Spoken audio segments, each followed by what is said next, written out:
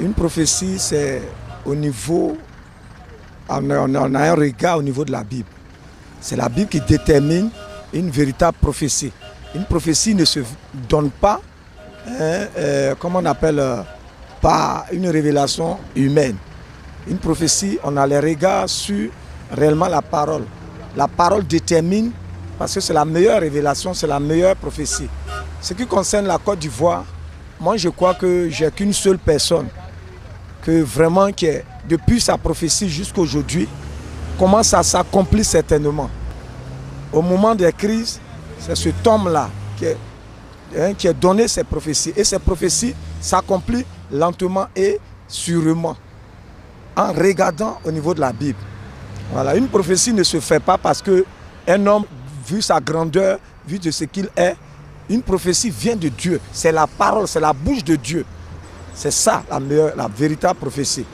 Ça dépend d'où ça vient. Un pasteur peut dire que bon, il y aura une guerre et puis vraiment il n'y aura pas quoi. Tout le monde peut se lever et puis lancer vraiment des fausses rumeurs. À ce sujet, je pense qu'il ne faudrait pas négliger les prophéties.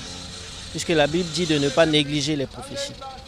Donc ce qu'il s'agit de faire, c'est de prendre ces prophéties-là avec des pincettes quand même, mais avec beaucoup d'esprit de discernement pour savoir vraiment si le Seigneur est dedans ou si le Seigneur n'y est pas. Parce que le Seigneur donne toujours des révélations. Mais derrière ces révélations, il faut savoir que le diable passe aussi, se cacher pour donner de fausses révélations. Donc il s'agit de pouvoir identifier le vrai du faux. Sinon, ce n'est vraiment pas à négliger. Les prophéties sont vraiment importantes à la veille des élections.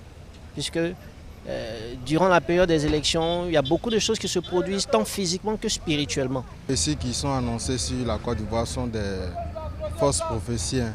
Bon, au fait, c'est lorsque nous croyons que cela arrive. Parce que lorsque tu attends quelque chose sur ta vie et que tu immédiatement, comment dirais-je, l'acceptes, cela va s'accomplir sur ta vie. Bon, moi, je pense qu'il ne faut pas se fier à ces prophéties-là. Parce qu'on a vu que pour les élections passées, il y a eu des candidats, notamment un pasteur, qui a dit qu'il serait président. Il a rêvé qu'il était président. Finalement, on a vu qu'il n'a pas gagné les élections.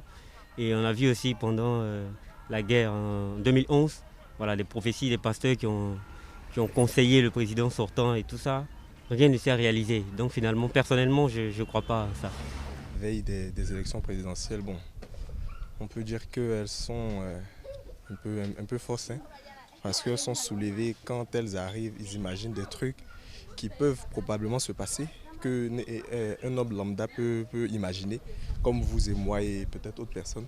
Ils disent que c'est une prophétie qui leur vient de Dieu. Mais moi, je trouve que c'est un truc qui est vraiment, c'est un pipeau, quoi, c'est un mensonge.